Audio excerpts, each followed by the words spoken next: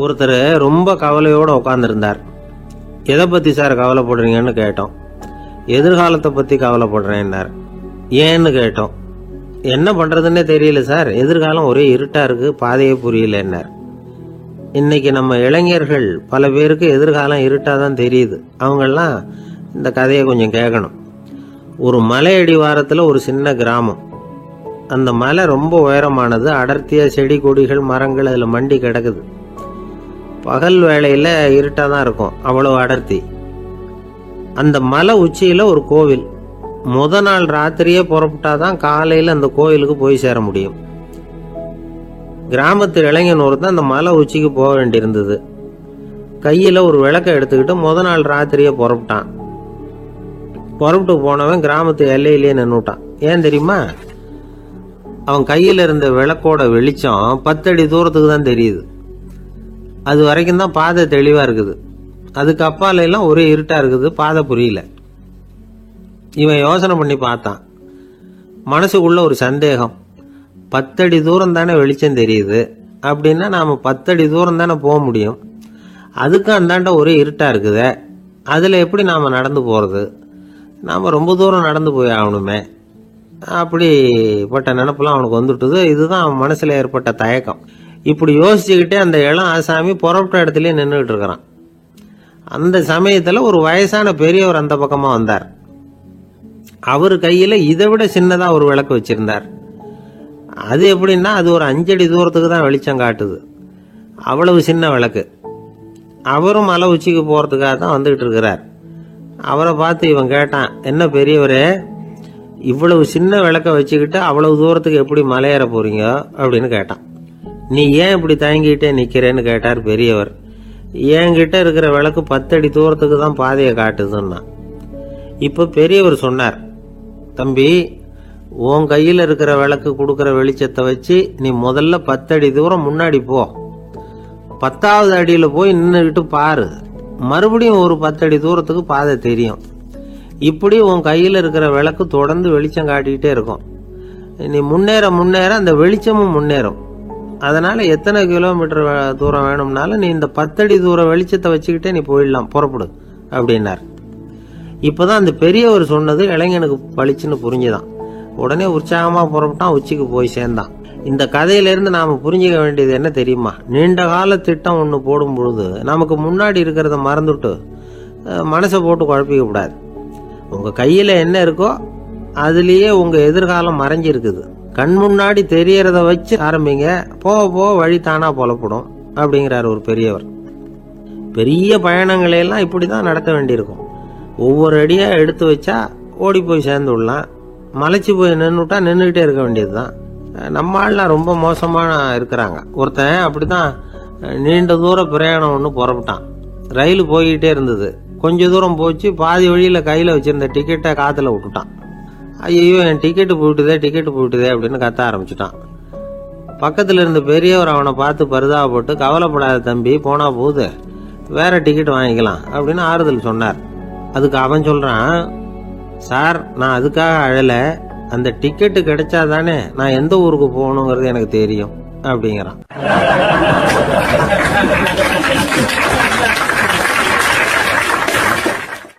ஒரு குரு, இளம் சீடர்கள் எதிரில் உட்கார்ந்துருக்கிறாங்க. குரு பாடம் நடத்திக்கிட்டு இருக்கிறார். சீடர்களுக்கு ஒரு ஆசை, அதாவது ஒரு முக்கியமான மந்திரத்தை நம்ம குருநாதர்கிட்ட இருந்து கத்துக்கணும் அப்படிங்கிறது அவங்க ஆசை. அது என்ன மந்திரம்னா, இறந்தவரை உயிர்ப்பிக்கக்கூடிய புனித மந்திரம். அதாவது செத்தவங்களுக்கு மீண்டும் உயிர் உண்டாக்குகிற மந்திரம். குருவே, தயவு பண்ணி அந்த மந்திரத்தை எங்களுக்கு உபதேசிக்கணும் அப்படின்னு கேட்டாங்க. அது ரொம்ப ஆபத்தானது, அது என்னத்துக்கு உங்களுக்கு வேண்டாமேன்னாராம் குரு. எங்களுடைய நம்பிக்கை உறுதிப்படுறதுக்காகத்தான் கேட்குறோம், வேற ஒன்றும் இல்லை அப்படின்னு நாங்களாம் சீடர்கள். பக்குவப்படாத அறிவுங்கிறது ரொம்ப ஆபத்தானது அப்படின்னாராம் குரு. இது சீடர்களுக்கு புரியல. அது எப்படிங்க பக்குவப்படாத அறிவு ஆபத்தானதுன்னு சொல்றீங்க, அப்படின்னா என்ன அப்படின்னு கேட்டிருக்காங்க சீடர்கள். குரு அதுக்கு விளக்கம் கொடுத்தாராம். அந்த மந்திரத்தை எப்போ பயன்படுத்தணுங்கிறது முக்கியம். அதை அறியக்கூடிய ஞானம் ஏற்படுகிற வரைக்கும் அதை தெரிஞ்சுக்காம இருக்கிறது தான் நல்லது, இல்லைன்னா ஆபத்துன்னாராம். ஆனால் அந்த சீடர்கள் அதை கேட்குற மாதிரி இல்லை, ரொம்ப பிடிவாதம் பண்ண ஆரம்பிச்சுட்டாங்க. சரி வாங்க சொல்கிறேன்னார் குரு. எல்லாரும் வந்தாங்க. அந்த புனித மந்திரத்தை அவங்களுக்கு ரகசியமாக உபதேசம் பண்ணார். உபதேசம் பண்ணிவிட்டு அவங்களுக்கு எச்சரிக்கையும் கொடுத்தார். இந்த மந்திரத்தை நல்லா ஆராய்ச்சி பார்த்ததுக்கு அப்புறம் தான் உச்சரிக்கணும், அவசரப்பட்டு எதுவும் செஞ்சிடக்கூடாது அப்படின்னு ஒரு தடவைக்கு பல தடவை எச்சரிக்கை கொடுத்தார். சரின்னு சொல்லிவிட்டு அவங்கெல்லாம் மந்திரத்தை கற்றுக்கிட்டு எழுந்திரிச்சு போயிட்டாங்க. ஒரு நாள் அந்த சீடர்கள் எல்லாம் மணற்பாங்கான இடத்துல அப்படியே நடந்து போயிட்டு இருக்கிறாங்க. ஒரு பாலைவன பகுதி மாதிரி ஒரு இடம். அங்கே ஒரு இடத்துல எலும்புகள் குவியலாக கிடந்தது. உடனே இந்த சீடர்கள் முன்ன பின்ன யோசிக்காம தியானமும் பண்ணாம அந்த மந்திரத்தோட பயனை சோதிச்சு பார்க்கணும் அப்படின்னு நினச்சிக்கிட்டு அந்த மந்திரத்தை உச்சரிக்க ஆரம்பிச்சிட்டாங்க. அவ்வளவுதான். உடனே என்னாச்சு தெரியுமா? அந்த எலும்புகள் எல்லாம் ஓநாய்களாக மாறி அவங்கள துரத்த ஆரம்பிச்சுட்டுது. சீடர்கள் எல்லாம் தலைதெறிக்க ஓட ஆரம்பிச்சிட்டாங்க. ஓநாய்களும் விடலை, அவங்கள துரத்தி பிடிச்சி கடிச்சு கொதற ஆரம்பிச்சுட்டுது. அப்போதான் அந்த சீடர்களுக்கு குரு சொன்ன அறிவுரையோட அர்த்தம் புரிஞ்சுது. பக்குவப்படாத அறிவு ஆபத்தானது அப்படிங்கிறது.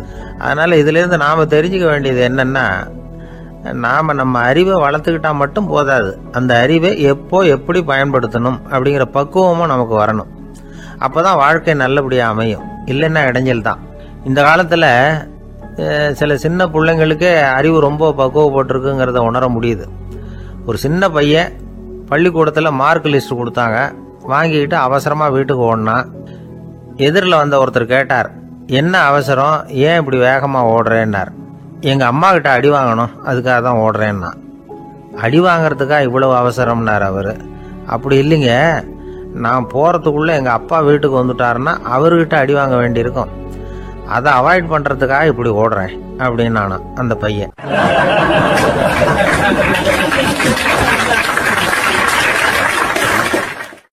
ஒரு தெருவில் சில சிறுவர்கள் விளையாடிக்கிட்டு இருந்தாங்க. ஏதோ ஒரு உயரமான கல்லை நடுத்தெருவில் வச்சு அதை சுற்றி சுற்றி ஓடி வந்துகிட்டு இருக்கிறாங்க. அது என்ன விளையாட்டோ அவங்களுக்கு தான் தெரியும். கொஞ்ச நேரம் அப்படி விளையாடிக்கிட்டு இருந்தவங்க விளையாடி முடிச்சதும் அந்த கல்லை நடுத்தெருவில் அப்படியே விட்டுட்டு அவங்கவுங்க வீட்டுக்கு ஓடி போட்டாங்க. அதுக்கப்புறம் அந்த வழியாக 2 பெண்கள் பேசிக்கிட்டே வந்தாங்க. பேச்சு சுவாரஸ்யத்தில் நடுத்தெருவில் இருந்த அந்த கல்லை கவனிக்கல, காலில் இடிச்சுட்டுது, லேசாக ரத்தம் வந்துட்டுது, வலி தாங்கலை. காலில் இடிச்சுக்கிட்ட பொண்ணு திட்ட ஆரம்பிச்சுட்டுது. வர வர ஊர் உலகம் ரொம்ப கெட்டு போச்சு, யாருக்கும் பொறுப்பே கிடையாது பாரு, இப்படி நடுத்தருவில் பொறுப்பு இல்லாமல் இப்படி கல்லை போட்டு வச்சிருக்கிறாங்களே, இது நியாயமா அப்படின்னு சொல்லி இந்த சமூகத்தை கடுமையாக விமர்சனம் பண்ணிக்கிட்டு அவங்க போயிட்டாங்க. கொஞ்ச நேரம் கழித்து ஒரு வாலிபன் அந்த வழியாக வந்தான். அந்த கல்லை பார்த்தான், நின்னான், ஒரு நிமிஷம் யோசனை பண்ணான், என்ன பண்ணலாம்னு பார்த்தான். தன்னுடைய வீரத்தையும் பலத்தையும் காட்டணும்னு நினச்சான். பின்னாடி போனான். அப்புறம் வேகமாக ஓடி ஒரு சின்ன ஹை ஜம்ப் அப்படியே துள்ளி குதிச்சான். துள்ளி குதித்து தாண்டி அந்த பக்கமாக போய் விழுந்தான். அப்படியே விசில் அடிச்சுக்கிட்டு அவன் பாட்டுக்கு நடந்து போகிறான். அடுத்தபடியாக ஒரு காதல் ஜோடி அந்த வழியாக வந்தது. நடுத்தெருவில் கண்ணில் பட்டது. அவங்க 2 பேரும் ரொம்ப நெருக்கமாக சேர்ந்து வந்துக்கிட்டு இருக்கிறாங்க. நடுவில் கல் இருக்கிறதுனால கொஞ்ச நேரம் 2 பேரும் விலகி மறுபடியும் இந்த பக்கம் சேர்ந்து போகணும். கொஞ்ச நேரம் நாம் பிரிய வேண்டி இருக்குதே அப்படின்னு வருத்தத்தோட முணுமுணுத்துக்கிட்டே இந்த பக்கம் வந்தாங்க. அதுக்கப்புறம் வழக்கம் போல சேர்ந்து அவங்க பாட்டுக்கு எதிர்காலத்தை பற்றி கற்பனை பண்ணிக்கிட்டே போயிட்டாங்க. கடைசியாக அந்த வழியாக பார்வை இல்லாத ஒருத்தர் வந்துக்கிட்டு இருக்கார். அவர் கையில் வழக்கமாக வச்சிருக்கிற அந்த ஊன்றுகோல், கையில் இருக்கிற அந்த ஊன்றுகோலால் தனக்கு முன்னாடி அப்படியும் இப்படியும் அப்படியே தட்டிக்கிட்டு பார்த்துக்கிட்டே அவர் மெதுவாக நடந்து வந்துக்கிட்டு இருக்கிறார். வழியில் இருக்கிற அந்த கல் தட்டுப்பட்டுது. உடனே நடுத்தெருவில் ஒரு கல் இருக்குங்கிறத அவர் புரிஞ்சுக்கிட்டார். உடனே குனிஞ்சார், அந்த கல்லை தடவி பார்த்து எடுத்தார், தெரு ஓரமாக கொண்டுட்டு போய் போட்டார். அதுக்கப்புறம் அவர் பாட்டுக்கு அவர் வழியில் நடந்து போனார். இப்போ இதில் பல பேர் வந்தாங்க போனாங்க. இவங்களில் பார்வை உள்ளவங்க யார், பார்வை இல்லாதவங்க யார்? இப்படி ஒரு கேள்வி கேட்டால் என்ன பதில் சொல்ல முடியும்? கொஞ்சம் யோசிச்சு பார்த்தா இன்னைக்கு பல பேர் இப்படி தான் இருந்துகிட்டு இருக்கிறோம். ஒரு ஆள் பார்க்கறதுக்கு பெரிய மனுஷன் மாதிரி இருக்கார். ஒரு தெரு வழியாக நடந்து வந்துகிட்டு இருந்தார். இருட்டு நேரம். வழியில் ஒரு பெரிய கல் கிடந்தது, கருங்கல். பார்த்தார், கொஞ்ச நேரம் யோசிச்சார். போய் தூக்கி பார்த்தா ரொம்ப கனமாக இருந்தது. இன்னொரு ஆள் சேர்ந்தாதான் தூக்க முடியும். இவர் உடனே ரோட்டோரமாக போய் ஒரு மரத்தடியில் உட்காந்துக்கிட்டார். 2 பக்கமும் பார்த்துக்கிட்டே இருக்கார், யாராவது வர்றாங்களான்னு. கொஞ்ச நேரத்தில் ஒருத்தர் வந்தார், இவருக்கு தெரிஞ்சவர். என்னங்க இந்த நேரத்தில் இங்கே உட்காந்துருக்குறீங்கன்னு கேட்டார் அவர். அதோ அந்த கருங்கல் அப்படின்னு சுட்டி காட்டினார். ஓ, அதை தூக்கி ஓரமாக போடணுமா, வாங்க 2 பேரும் தூக்கலான்னார் வந்தவர். நான் அதுக்காக உட்காந்துருக்கலேன்னார் இவர். பின்ன வேற எதுக்காகன்னார் அவர். ஒரு மனுஷன் கருங்கல்லுல காலை இடிச்சுக்கிட்டான்னா எப்படி துள்ளுவான்னு பார்க்கணுங்கிறது எனக்கு ரொம்ப நாளா ஒரு ஆசை, அதுக்காக தான் உட்கார்ந்துருக்கிறேன் அப்படின்னாராம்.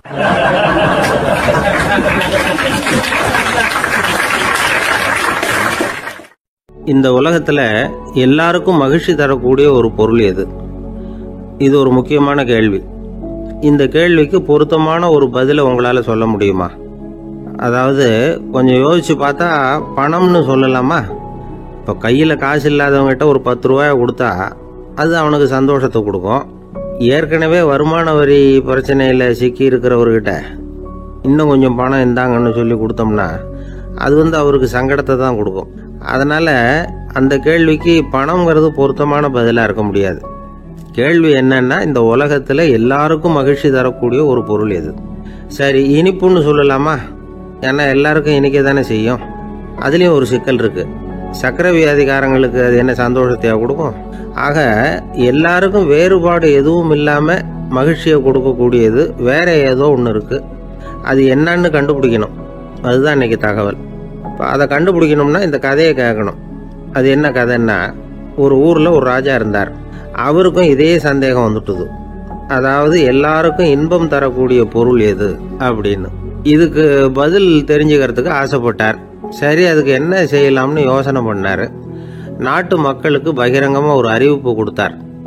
நம்ம நாட்டு மக்கள் இன்பம் தரக்கூடிய பொருள் எதுன்னு நினைக்கிறாங்களோ அதை கொண்டுகிட்டு வந்து அரண்மனையில் உள்ள கண்காட்சி மண்டபத்தில் வைக்கலாம். அப்படி அவங்க வைக்கிற பொருள்களில் எது எல்லாருக்கும் இன்பம் தரக்கூடியதாக இருக்குமோ அதை வச்சவருக்கு 1000 பொற்காசுகள் பரிசு அப்படின்னு அறிவிப்பு கொடுத்துட்டார். ஜனங்கள் இந்த அறிவிப்பை கேட்டாங்க. அதுக்கப்புறம் சும்மா இருப்பாங்களா? 1000 பொற்காசுன்னா சும்மாவா? அவங்க கையில் என்னென்ன கிடைச்சதோ அதையெல்லாம் கொண்டாந்து அரண்மனை காட்சி மண்டபத்தில் வச்சுட்டாங்க. அதுக்கப்புறமா ராஜா அங்கே வந்தார். ஒவ்வொன்றா பார்த்துக்கிட்டே வந்தார். முதல்ல ஒரு குயில் இருந்தது, இனிமையாக பாடக்கூடிய குயில். இந்த குயிலோட இன்னிசை எல்லாருக்கும் இன்பம் தரக்கூடியது தான். இருந்தாலும் காது கேட்காதவங்களுக்கு இந்த இசை எப்படி இன்பம் தர முடியும்? அதனால் இது சரியில்லைன்னு விட்டார். அடுத்தபடியாக போனார். அங்கே என்ன வச்சிருக்கிறாங்கன்னு பார்த்தா ஒரு அழகான மயில் அங்கே தோகை விரித்து ஆடிக்கிட்டு இருக்குது. இந்த மயிலோட ஆட்டம் மனசுக்கு இன்பம் தரக்கூடியது தான். இருந்தாலும் பார்வை இல்லாதவங்க இந்த ஆட்டத்தை பார்த்து ரசிக்க முடியுமா? முடியாது. அதனால் இதுவும் சரியில்லை அப்படின்னு சொல்லிவிட்டார். அதுக்கு அடுத்தபடியாக போனார். பல வகையான இனிப்பு பண்டங்களை வச்சுருந்தாங்க. பார்த்தார், வயசானவங்களுக்கும் நோயாளிகளுக்கும் இது இன்பம் தராது, துன்பம் தான் கொடுக்கும் அப்படின்னார். இப்படி ஒவ்வொன்றா பார்த்துக்கிட்டே போகிறார். அழகான மலர்கள், கனிகள், ஓவியங்கள் எதுவுமே பொருத்தமாக தெரியல. சகல பேருக்கும் இன்பம் தரக்கூடிய வகையில் எதுவும் இல்லை. கடைசியாக வந்தார். அங்கே ஒரு களிமண் பொம்மை இருந்தது. அது என்ன பொம்மை தெரியுமா?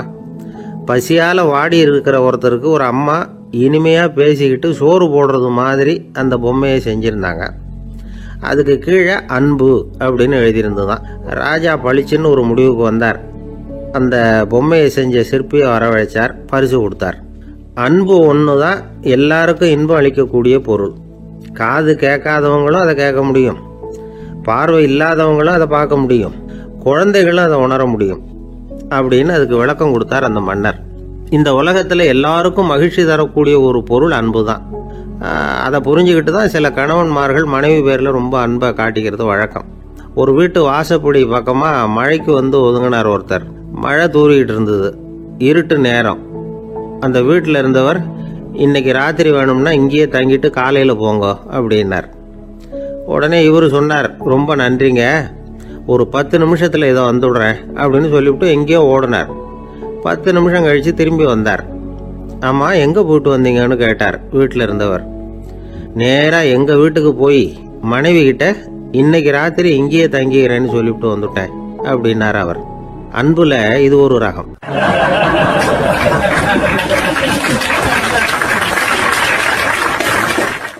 ஒரு நாள் ஒரு தகப்பனார் தன்னுடைய பிள்ளைய அழைச்சிட்டு வந்தார். சார், இவன் சரியா படிக்க மாட்டேங்கிறான், பெரியவங்களை மதிக்க மாட்டேங்கிறான், நீங்க கொஞ்ச நாள் இவனுக்கு குருவா இருந்து நல்ல விஷயங்களை சொல்லி கொடுத்தா தேவையில்லைன்னார். பெரியவங்களையும் மதிக்காதவன் எப்படி என்ன மதிக்க போறான் அப்படிங்கிறது நமக்கு யோசனை வரும் இல்லையா? வேணாங்க, என்னை விட்டுருங்க அப்படின்னோம். அவர் விட மாட்டேன்னு விட்டார். இல்லைன்னா அவரே சிஷ்யன் ஆகிடுவார் போல இருந்தது. சரி, வேற வழி இல்லாமல் அந்த பையனையே என்னுடைய சீடை நான் ஏற்றுக்கிட்டு உபதேசம்லாம் பண்ண ஆரம்பித்தோம். அதாவது குரு பக்தின்னா அது எப்படி இருக்கணுங்கிறத பற்றி சொல்லி கொடுத்தோம் அவனுக்கு. சதமகர் அப்படின்னு ஒரு குரு இருந்தார். அவருக்கு ஒரு சீடர். அவன் பேர் துளசி சைதன்யன், நைஷ்டிக பிரம்மச்சாரி. தன்னுடைய குருவுக்கு எந்த நேரத்தில் எது தேவைங்கிறத புரிஞ்சுக்கிட்டு சேவை செய்கிறவன். ஆனால் இவனை பற்றி மற்ற சீடர்களுக்கு பொறாமை வந்துட்டுது. இவன் மட்டும் இப்படி இருக்கானேன்னு உடனே குரு கிட்ட போய் கோல் மூட்டினாங்க. அவன் சரியில்லை, அவன் நடந்துக்கிறது சரியில்லை, அப்படி இப்படின்னு எதையாவது சொல்லி. இருந்தாலும் இதையெல்லாம் அந்த குரு நம்பலை. அவருக்கு தெரியும் யார் யார் எப்படின்னு. துளசி சைதன்யன் பெருமையை மற்ற சீடர்களுக்கு உணர்த்தணும் அப்படின்னு நினைச்சார். அதுக்கு ஒரு வழி பண்ணார். ஒரு நாள் சீடர்களை எல்லாம் கூப்பிட்டுக்கிட்டு ஒரு காட்டு வழியா போய்கிட்டு இருந்தார். அங்க ஒரு பெரிய மலை அருவி கொட்டிக்கிட்டு இருந்தது. குரு சீடர்கள் பக்கம் திரும்பினார். இந்த மலையின் மேலே இருந்து அந்த படுபாதாளத்துல குதிக்கிறதுக்கு உங்கள யார் தயார் அப்படின்னு கேட்டார். ஒரு சீடனும் வாய திறக்கல, ஒதுங்கி நின்றுக்கிட்டாங்க. பின்னாடி மூட்டை முடிச்சோட வந்துகிட்டு இருந்தான் துளசி சைதன்யன். அவனை பார்த்தார். இந்த பாருப்பா, நீ மேலே இருந்து அந்த அருவியில குதி அப்படின்னார். அப்படியே செய்யறேன் சுவாமின்னா ஓடி போய் பொத்துன்னு குதிச்சுட்டான். அடுத்த கணமே குருநாதர் தன்னுடைய யோக சக்தியால பறந்து போய் அவன் கீழே விழுந்துடாம தாங்கி பிடிச்சி கொண்டுகிட்டு வந்துட்டார். மற்ற சீடர்களுக்கெல்லாம் ஒரு மாதிரி ஆயிட்டுது. அடுத்தபடியா என்ன பண்ணலாம்னு யோசிச்சாங்க இவனை மாட்டி விடுறதுக்கு. ஒரு நாள் வெத்தலை அடிக்கிற ஒரு சின்ன உரலையும் உலக்கையையும் எடுத்து ஒளிய வச்சுட்டாங்க. சதமகர் சன்னியாசி இல்லை, அவர் வெத்தலை போடுவார். பல்லு சரியில்லை, அதனால இடிச்சு தான் வெத்தலையை போடணும். திடீர்னு வெத்தலை பாக்கு கேட்டார். வழக்கமாக உரல்ல இடிச்சு தர்றது தான் துளசியின் பழக்கம். உரலை தேடினா கிடைக்கல, என்ன பண்ணுறது? குரு கேட்டுவிட்டாரே, குரு சேவை தானே முக்கியம். என்ன பண்ணா, வெத்தலை பாக்க தன்னுடைய வாயில போட்டு முன்னு அதை எடுத்து அவர்கிட்ட கொடுத்துட்டான். குரு எதையோ படிச்சுக்கிட்டே அதை வாங்கி வாயில போட்டுக்கிட்டார். துளசி, இன்னைக்கு தாம்பூலம் நல்லா இடிக்கப்பட்டிருக்கு, ருசியா வேற இருக்கு, அதை இடிச்ச பாத்திரத்தை என் கண்ணால பார்க்கணும்னு ஆசையா இருக்குன்னுட்டார். அதை மட்டும் அனுப்பி போய் நீ வர வேண்டான்னு வேற சொல்லிவிட்டார். இதை கேட்டதும் துளசி தவிச்சு போயிட்டான். இவன் போகாம எப்படி வாயை மட்டும் அனுப்பி வைக்க முடியும்? இவன் தவிக்கிறத பார்த்ததும் மற்ற சீடர்களுக்கெல்லாம் மனசுக்குள்ள ரொம்ப சந்தோஷம். துளசி கொஞ்சமும் யோசிக்கல, வாழை எடுத்தான், தன்னுடைய தலையவே அப்படியே அறுத்து வெட்டி எடுத்தான். இன்னொரு சீடங்கிட்ட கொடுத்துட்டான், எடுத்துட்டு போன்னு சொல்லி. கொண்டுட்டு போய் குரு முன்னாடி வைக்கிறாங்க. அந்த தலையில வாய் திறந்திருக்கு, வெத்தலை போட்டு முன்னு இருந்தது, தெரிஞ்சு போச்சு, சிவப்பா இருந்தது. அவனுடைய குரு பக்தியை இப்ப எல்லாரும் ஒத்துக்கிட்டாங்க. அதுக்கப்புறம் குரு சதமகர் தன்னுடைய அற்புத திறமையினால அந்த தலையை மறுபடியும் ஒட்ட வச்சுட்டார். துளசிக்கு உயிர் வந்துட்டுது. இப்படி ஒரு பெரிய கதை உண்டு. அதாவது துளசி சைதன்யன் அவனுடைய குரு பக்தி எப்படி அப்படின்னு கேட்டோம். ரொம்ப அபாரம் அப்படின்னு அந்த பையன் அடக்கமா, சும்மா விளையாட்டுக்காக தான் அப்படி அவங்கிட்ட கேட்டோம். ஏன்பா, உன்னுடைய குரு பக்தியை என்கிட்ட காட்டுறதுக்கு உன்னோட கழுத்தை நீயே அறுக்கணும்னு நான் சொன்னா அதை நீ செய்வியா அப்படின்னு கேட்டோம். என்னுடைய கழுத்தை நானே அறுக்க வேண்டிய அவசியம் இல்லை சார் அப்படின்னா அவன். ஏண்டான்னு, அதே காரியத்தை தான் இனிமே நீங்க தினமும் செய்ய போறீங்களே சார் அப்படிங்கிறான்.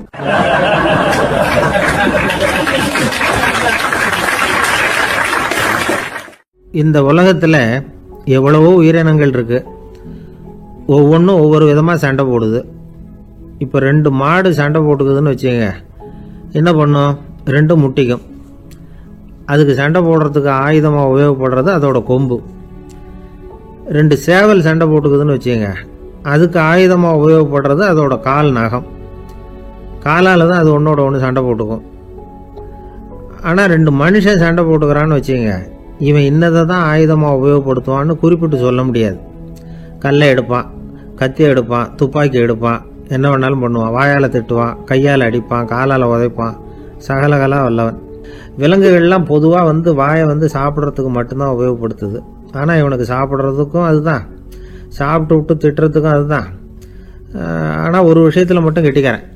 அதாவது நாம் சண்டை போட்டுக்கிட்டாலும் பரவாயில்லை, கோழிகள் சண்டை போடாமல் இருக்கணும் அப்படின்னு ஆசைப்படுறான். எதுக்காக? கோழிகள் சண்டை போடாமல் இருந்தால் நிறைய முட்டைகள் போடுமா, அதுக்காக தான் இந்த அக்கறை. கோழி பண்ணை வச்சிருக்கிறவங்களுக்கு இது ஒரு பெரிய பிரச்சனை. அதாவது பண்ணையில் இருக்கிற கோழிகளுக்குள்ள அடிக்கடி சண்டை வந்துடும், அதனால முட்டை உற்பத்தி குறைஞ்சிரும். சரி, இதுக்கு என்ன பண்ணுறது? பண்ணையில் போய் உட்காந்துக்கிட்டு தினமும் பஞ்சாயத்து பேசிகிட்டு இருக்க முடியுமா? அமெரிக்காவில் கோழி பண்ணை வச்சிருக்கிற ஒருத்தர் இதை பற்றி யோசனை பண்ணி பார்த்தாராம். ஒரு வழியையும் கண்டுபிடிச்சிருக்கார். கோழிக்கெல்லாம் மூக்கு கண்ணாடி மாட்டி விட்டுட்டோம்னா அது சண்டை போடுற குணம் குறைஞ்சிரும், முட்டை அதிகமாகிடும் அந்த கண்ணாடியில் உள்ள லென்ஸ் சிவப்பு நிறத்தில் இருக்கணும், அவ்வளவுதான் அப்படின்னு அவர் கண்டுபிடிச்சாராம். இது ஏற்கனவே நடைமுறையில் கண்டுபிடிக்கப்பட்ட ஒரு விஷயம். ஆனால் எல்லா கோழிக்கும் சிவப்பு மூக்கு கண்ணாடி எப்படி மாட்டி விடுறது? அப்படியே மாட்டி விட்டாலும் அது நழுவாமல் இருக்கணுமே. இப்போ நாமெல்லாம் நடு விரலால் மூக்கு கண்ணாடி நடுவில் தொட்டு அப்படி ஸ்டைலாக சரி பண்ணிக்கிறோம். அது மாதிரி கோழி எப்படி சரி பண்ணிக்கும்? இதுதான் பிரச்சனை. இதுக்கு அவர் என்ன வழி கண்டுபிடிச்சாருன்னா, கோழிக்கெல்லாம் மூக்கு கண்ணாடிக்கு பதிலாக விழியொட்டு வில்லைகள், கான்டாக்ட் லென்ஸ், அதை பொருத்தி விட்டா என்ன அப்படின்னு யோசனை பண்ணார். அதே மாதிரி பண்ணார். அதே மாதிரி செஞ்சு பார்த்தார், வெற்றி. அதுக்கப்புறம் கோழியெல்லாம் சண்டை போட்டுக்கலையாம், சமாதான பிரியர்கள் ஆகிட்டு தான். கோழிகளுக்கு இயல்பாகவே சண்டை போடுற குணம் உண்டு. ஆனால் அதோட கண்ணுக்கு பார்க்குற பொருள்லாம் ரோஜா நிறத்துலையோ அல்லது இன்னும் சொல்ல போனால் அழுத்தமான சிவப்பு நிறத்துலையோ தெரிஞ்சதுன்னா சண்டை போடுற குணம் குறைஞ்சிருதான். அந்த சமயத்தில் அது அதிகமாகவும் முட்டையிட ஆரம்பிச்சுடுதான். அதே நேரத்தில் இறை எடுக்கிறத கூட குறைச்சிக்குதான். இது ஏன் இப்படி பண்ணுதுங்கிறது விஞ்ஞானிகளுக்கு இன்னமும் புரியலையா. எப்படியோ அமெரிக்க கோழிகள்லாம் கான்டாக்ட் லென்ஸ் பொருத்திக்க ஆரம்பிச்சாச்சு. கோழி கழுத்தை பிடிச்சிக்கிட்டு ஒரு சில வினாடிகளில் அதை பொருத்தி போடுறாங்களாம். கோழியோட ஆயுள் பூரா அது அப்படியே இருக்குமா.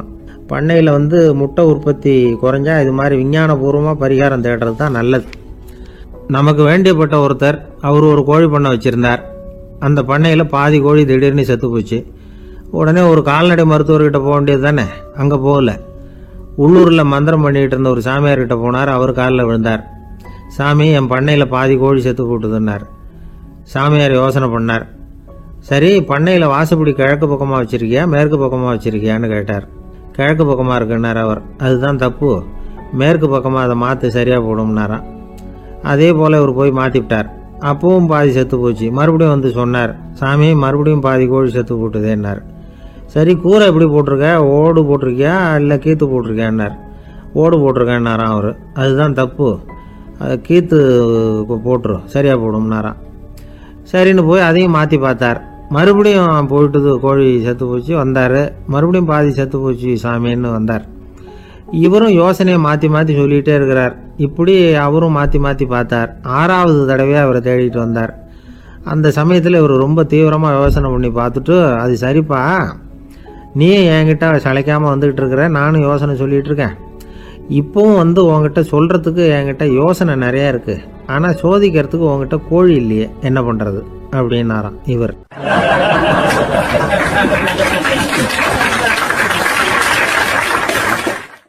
ஆசைப்படுறதுல தப்பு இல்லை. ஆனால் அந்த ஆசை தேவைக்கு தகுந்த மாதிரி இருக்கணும். தேவைக்கு மீறிய ஆசைகள் இருக்கு பாருங்க, அது தேவையில்லை. இந்த கருத்தை வலியுறுத்தது மாதிரி ஒரு கதை உண்டு. தேவேந்திரனுக்கு திடீர்னு வீடு கட்டணும்னு ஒரு ஆசை வந்துதான். வீடுன்னா நாம கட்டுற மாதிரி இல்லை. தேவேந்திரன் வீடுன்னா சும்மாவா, ஒரு பிரம்மாண்டமான அரண்மனை கட்டணும். அது மாதிரி இந்த 3 லோகத்திலையும் ஒரு அரண்மனை கிடையாது அப்படின்னு எல்லாரும் சொல்லணும். இது அவனோட ஆசை. உடனே தேவ தச்சரான விஸ்வகர்மாவை கூப்பிட்டான், உத்தரவு போட்டான். விஸ்வகர்மா தன்னுடைய உதவியாளர்களை எல்லாம் கூப்பிட்டு ஒன்னா சேர்த்துக்கிட்டார். படாத பாடுபட்டு ஒரு பெரிய அரண்மனையை கட்டி முடிச்சார். கட்டி முடிக்க 1000 வருஷம் ஆச்சு. தேவேந்திரன் பார்க்கறான். அவனுக்கு திருப்தி ஏற்படல. என்னுடைய அந்தஸ்துக்கு இது ரொம்ப சாதாரணமான கட்டிடம், இதை விட இன்னும் பெருசா கட்டு அப்படின்னா. தேவ தச்சர் திணறி போயிட்டார். அவரால் அதுக்கு மேல எதுவும் செய்ய முடியல. என்ன பண்றதுன்னு யோசனை பண்ணார். நேரா நாரதர் காலில் போய் விழுந்தார். நீங்க தான் என்ன இந்த பிரச்சனையிலேருந்து காப்பாற்றணும்னார். நாரதர் யோசனை பண்ணார். சரி, கவலைப்படாதேன்னார். நேரா இந்திரன் கிட்ட போனார். இந்திரன் நாரதரை பார்த்த உடனே வாங்கன்னு கூட்டிட்டு போய் அரண்மனையை காட்டினான். இது மாதிரி ஒரு அரண்மனையை நீங்க வேற எங்கேயாவது பார்த்துருக்கிறீங்களா அப்படின்னு ரொம்ப பெருமையா கேட்டான். நான் பார்த்ததில்லை, ஆனா என்னை விட வயசுல மூத்தவர் மகரிஷி லோமேசர், அவர் ஒருவேளை பார்த்துருக்கிறாரா என்னமோ அப்படின்னார். உடனே அவரை மனசுல நினைச்சு தியானம் பண்ணினார். அடுத்த கணம் லோமேசர் அங்க வந்தார். இடையில ஒரு சின்ன துண்டு, கையில ஒரு கமண்டலம், தலையில ஒரு பாய், அவ்வளவுதான் அவர்கிட்ட இருந்தது. எதுக்காக தலையில இந்த பாய் அப்படின்னு கேட்டான் இந்திரன். என்ன மாதிரி அற்ப ஆயுள் உள்ள ஒரு ஜீவன் தனியா வீடு கட்டிக்கிட்டு திண்டாடணுமா? இந்த பாய் தான் ஒரு வீடு மாதிரி எனக்கு நிழல் கொடுக்குது அப்படின்னார் அவர். என்னது, உங்களுக்கு அவ்வளவு கொஞ்சமான ஆயுளா அப்படின்னு ஆச்சரியத்தோட கேட்டான் இந்திரன். ஆமா, இதை பாரு, என்னுடைய மார்புல ஒரு பொற்காசு அளவுக்கு ரோமம் உதிர்ந்துட்டுது. எப்போ என் உடம்புல உள்ள எல்லா ரோமமும் உதிர்ந்துருமோ அப்போ என்னுடைய ஆயுள் முடியும் அப்படின்னார். எப்போ அந்த ரோமங்கள் பூரா உதிரும்னு கேட்டான் இவன். ஒரு பிரம்மா மறைஞ்சதும் ஒரு ரோமம் உதிரும். என் உடம்புல உள்ள ரோமங்களின் எண்ணிக்கை எவ்வளவோ அவ்வளவு பிரம்மாக்கள் தோன்றி அவங்க ஆயுள் முடியும் பொழுது என் உடம்புல உள்ள ரோமங்கள் பூரா உதிரும் அப்படின்னார். அப்படின்னா ஒரு பிரம்மாவோட ஆயுள் எவ்வளவு காலம்னு கேட்டான். ஒரு பிரம்மாவுக்கு 100 தேவ வருஷம். ஒவ்வொரு தேவ வருஷத்துக்கும் 365 தேவ நாள்.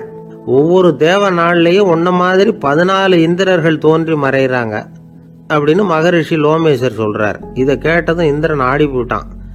அவ்வளவு ஆயுள் உள்ள இவரே அற்ப ஆயுள்னு சொல்றார். நான் என்னுடைய ஆயுளை பெருசா நினைச்சுக்கிட்டு பிரம்மாண்டமான அரண்மனை கட்டணும்னு ஆசைப்படுறேனே அப்படின்னு நினைச்சான். எனக்கு வீடு கட்டின வரைக்கும் போதும்னு விட்டான். அதனால நாமெல்லாம் நம்முடைய தேவைக்கு தகுந்த மாதிரி ஆசைப்படுறது தான் நியாயம். ஆனா அப்படியா நடந்துக்கிறோம்? மனுஷன் கடவுளையே ஏமாத்தி காசி வாங்கறதுக்குள்ள ஆசைப்படுறான். ஒருத்தன் கடவுளை நினைச்சு தவம் இருந்தான். கடவுள் நேரில் வந்தார். தேவலோகத்துல ரூபாய்க்கெல்லாம் என்ன மதிப்புன்னு கேட்டான். அங்கெல்லாம் ரூபாய்ங்கிறது உங்க பணத்துல 1 கோடி ரூபாய்க்கு சமம். அதாவது தேவலோகத்துல 1 ரூபான்னா இங்க 1 கோடி ரூபா.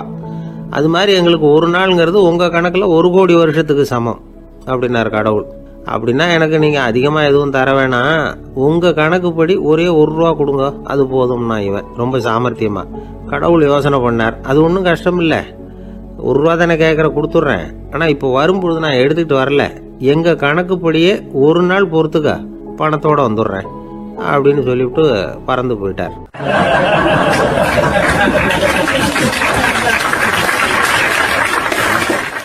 பறந்து போய்கிட்டு இருந்தார்.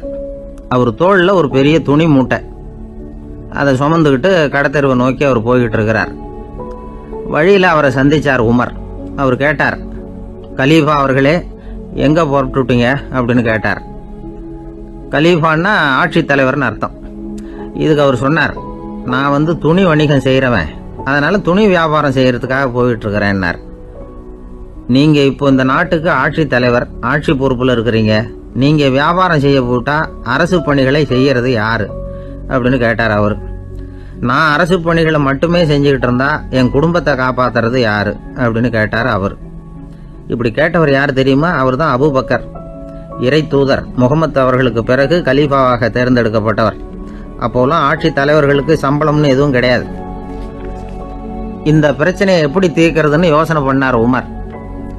அபு உபைதா அவர்கள்கிட்ட அழைச்சிட்டு போனார். அவர் யாருன்னா, அவர் தான் பொது நிதி கருவூலத்தின் பொறுப்பாளர். அவர்கிட்ட பிரச்சனையை சொன்னார். இது மாதிரி ஆட்சி தலைவருக்கு பொது நிதியிலிருந்து ஊதியம் அளிக்க முடியுமான்னு கேட்டார். பொது நிதி விதிகளின்படி அதுக்கு சாத்தியம் இல்லைன்னு சொல்லிவிட்டாரு அவரு. சரி, வேற ஏதாவது வழி இருக்குதான்னு கேட்டார் உமர். அபு உபைதா கொஞ்சம் யோசனை பண்ணி பார்த்தார். அப்புறமா சொன்னார், மக்காவிலிருந்து மதீனாவுக்கு குடிபெயர்ந்து வந்த அகதிகளுக்கு நிதி உதவி அளிக்கிறதுக்கு விதிகள்ல இடம் இருக்கு. அப்படி பார்த்தா அபூபக்கரும் அகதி தானே, அதனால எல்லா அகதிகளுக்கும் கொடுக்கறது மாதிரியே அவருக்கும் ஒரு தொகை அளிக்கலாம்னார். கலீஃபா அபூபக்கருக்கு இந்த அகதி உதவி தொகையைத்தான் கொடுத்துட்டு வந்தாங்களாம். குடும்ப செலவுக்கு அது போதுமானதா இல்லை. இருந்தாலும் கலீஃபாங்கிறதுக்காக மற்ற அகதிகளை விட அதிகமாக தொகையை பெற அவர் விரும்பல. மார்பு பக்கம் கிழிஞ்சிருந்த ஒரு மேலாடையை தான் அவர் அணிஞ்சிருந்தார். அவருடைய துணைவியார் அஸ்மா, அவங்க ஒரு நாள் தேன் அருந்த ஆசையா இருக்குன்னாங்களாம். நமக்கு கிடைக்கிற ஊதியம் குடும்ப செலவுக்கே போதுமானதா இல்லையே, இந்த நிலையில தேன் வாங்கறதுக்கு காசுக்கு நான் எங்க போவேன் இருக்காரு அவரு. கொஞ்ச நாள் கழிச்சு அவங்க ஒரு தொகையை அவர்கிட்ட கொடுத்து தேன் வாங்கிட்டு வர சொன்னாங்களாம். இவருக்கு ஆச்சரியம், ஏது இந்த பணம்னு கேட்டிருக்காரு. நீங்க தினமும் குடும்ப செலவுக்காக கொடுத்துக்கிட்டு வந்த பணத்துல கொஞ்சம் கொஞ்சமா மிச்சப்படுத்தி வச்சேன்னாங்களாம். அபூபக்கர் அந்த பணத்தை எடுத்துக்கிட்டு நேரா பொது நிதி கருவூல பொறுப்பாளர்கிட்ட போனார். இந்த பணத்தை பொது நிதியில சேர்த்துருங்க, இது அதிகப்படியா எனக்கு தரப்பட்டு வந்த ஊதியம், அடுத்த மாசத்துல இருந்து இந்த தொகையை குறைச்சுங்கன்னு வேற சொல்லிவிட்டாராம். பசியை தணிக்க தேவையான அளவு உணவு, ஒரு ஜோடி உடை, இதை தவிர கூடுதலா மக்கள் பொது நிதியிலிருந்து வாங்கிக்கிறதுக்கு என் குடும்பத்தாருக்கு உரிமை இல்லை அப்படின்னு சொல்லி கண்டிப்பா சொல்லிவிட்டாராம். அவர் வாங்கிட்டு வந்த இந்த குறைந்த ஊதியம் கூட அவர் மனசை உறுத்திக்கிட்டே இருந்தது. கடைசி நேரம் அவர் தம்முடைய மகள் ஆயிஷா அவர்களை அழைச்சார். மகளே, இதுவரைக்கும் பொது நிதியிலிருந்து நான் வாங்கிட்டு வந்த தொகை என்னுடைய இதயத்துல பாரமா அழுத்திக்கிட்டு இருக்கு. என் தோட்டத்தை வித்து அதுல வர்ற பணத்திலிருந்து நான் இதுவரைக்கும் வாங்கிட்டு வந்த ஊதிய தொகையை கணக்கு போட்டு பொது நிதியில சேர்த்துடு அப்படின்னாராம். பதவி ஏற்கிறதுக்கு முன்னாடி தன்கிட்ட இருந்ததை விட இப்ப கூடுதலா என்ன சொத்து இருக்குன்னு பார்த்திருக்கார். ஒரு ஒட்டகம், ஒரு கோப்பை, ஒரு பணியாள், இதையும் அடுத்தபடியா கலீஃபாவா வர்றவர்கிட்ட ஒப்படைச்சிருங்க அப்படின்னு விட்டாராம். அதே மாதிரி அடுத்து வந்த உமர் கிட்ட ஒப்படைச்சாங்க. அப்போ உமர் சொன்னாராம், அபூபக்கரே, இந்த முன்மாதிரியால உங்களுக்கு பிறகு இந்த ஆட்சி பொறுப்பை ஏற்கிறவர்களை பெரும் நெருக்கடிக்கு ஆளாகி விட்டீங்க அப்படின்னு சொல்லி ரொம்ப கண் கலங்கினாராம். கடைசியா அபூபக்கர் தன்னுடைய குடும்பத்தாருக்கு விட்டு சென்ற சொத்து ஒரு படுக்கை விரிப்பு, ஒரு போர்வை, அவ்வளவுதான். இது சிந்திக்க வேண்டிய ஒரு செய்தி. ஒரு ஊர்ல ஒரு மன்னர் இருந்தாராம். அமைச்சர் அவர்கிட்ட சொன்னாராம், மன்னா, நம்ம ராஜ்யத்துல இனிமே லஞ்ச ஊழலே இருக்காதுன்னாராம். ஆஹா, அப்படின்னா ஊழல் பேர் வழிகளை எல்லாம் நாடு கடத்தியாச்சா அப்படின்னு கேட்டிருக்காரு மன்னர். இதுக்கு அவரு, அப்படி இல்லைங்க, இனிமே கொடுக்கறதுக்கு ஜனங்கள்கிட்ட பணமே